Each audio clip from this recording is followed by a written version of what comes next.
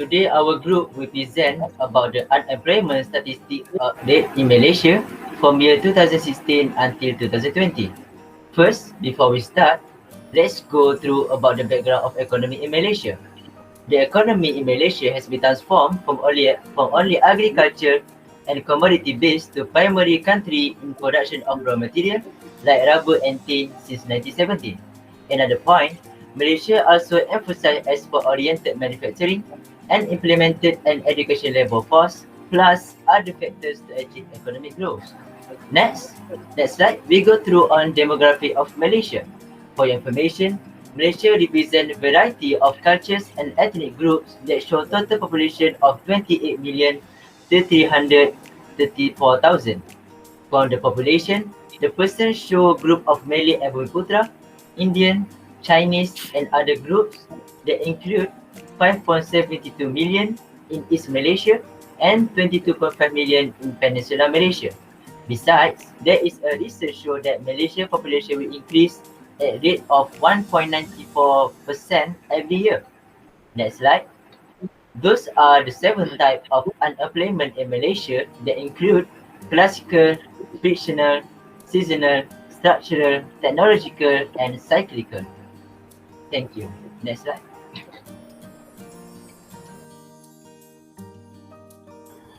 Okay, as you can see in the graph, based on the graph, we clearly can see that there is a declining in unemployment rate amounted 0.03%, whereas in 2016 was 3.44% compared to 2017, which is 3.41%. In other words, there were 502,600 people unemployed in Malaysia in 2017, down from 4,100 in 2016. Okay, there are various factors contributed to unemployment.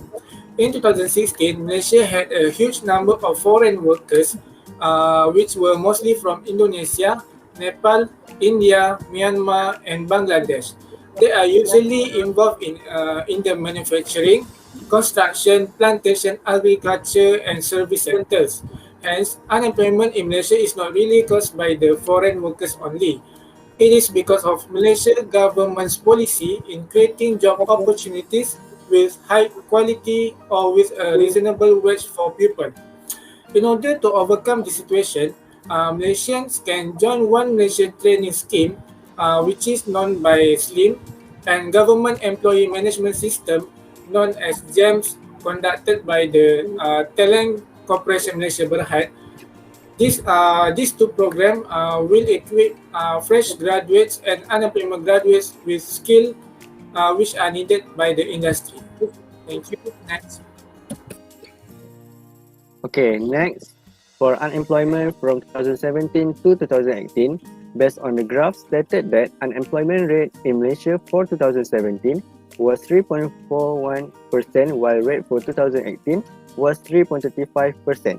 Okay, meaning that there was a decline rate amounted to 0.06% when we compared for that 2 years.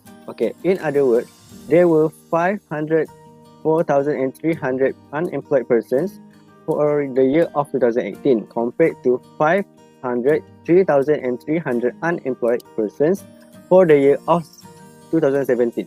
Okay, however, labor force increased by 2% in 2018 at 15.3 million persons as compared to 2017, 15.0 million.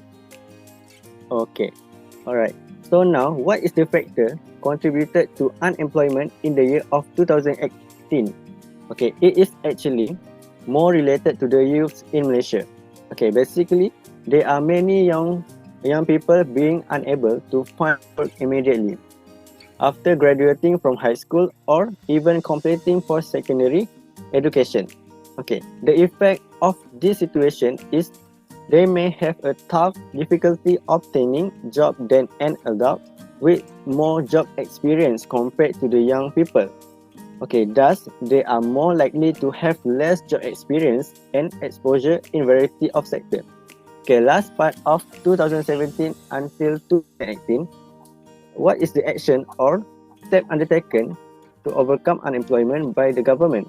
Okay, in this case, the government have created a more integrated system that can give up-to-date information on economic development sectors and related skills so that it will help overcome the unemployment in Malaysia.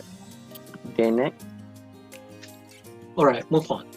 Based on the graph, unemployment rate for 2019 show as 3.32%, while for 2018 show the rate as 3.35%. This indicates of decrease of 0.03%. In other words, unemployment person recorded 510,000 for the year 2019, while for 2018 it is 504,300. Next, the reason for unemployment are the lack of skills, lack of experience, and lack of education. Graduates find it hard to compete with others as many competitors with much more experience, education, and skills circulating in the market.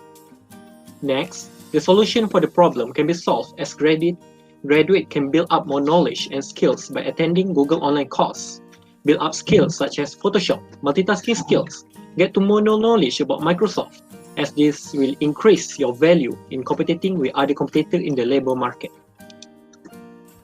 Next, in 2019, Department of Statistics in Malaysia reported that the number of employed was 15.1 million and 508.2 thousand of unemployed.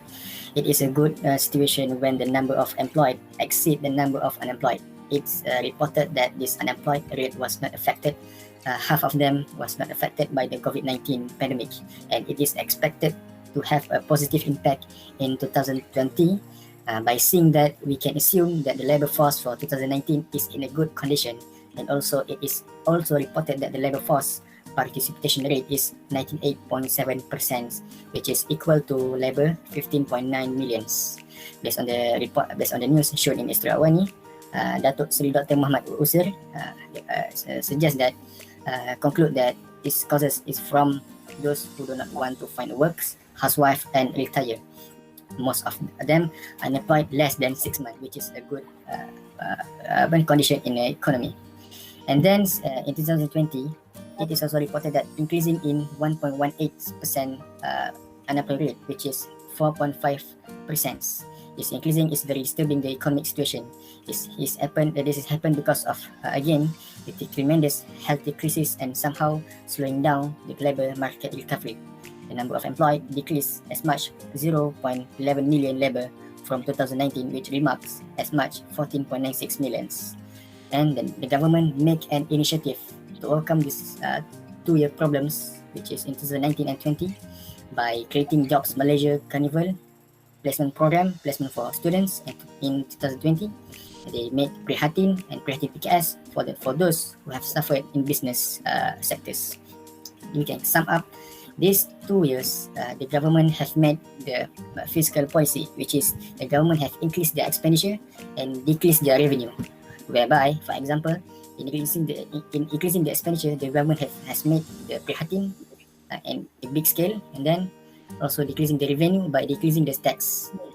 And then the effect is that it will make the decreasing in employment rate and the increasing in demand of demanding job of laborers for the future. Thank you. Next. Okay. In monetary, the government have to increase their money supply in economy. Generally, monetary policy is a set of rules that a country monetary authority uses to control the supply of money and stabilize the economic growth. Besides that, it is able to help further boost the economic growth of Malaysia and push Malaysia to achieve more economical success in the future. By using this monetary policy, there are many instruments that Malaysia can use in order to achieve the goals. One of the instruments that the government can use is lowering the bank rate, or we can call it a discount rate in Malaysia. In this case, when the central bank lowers the bank rate, the effect is borrowing loans are less expensive.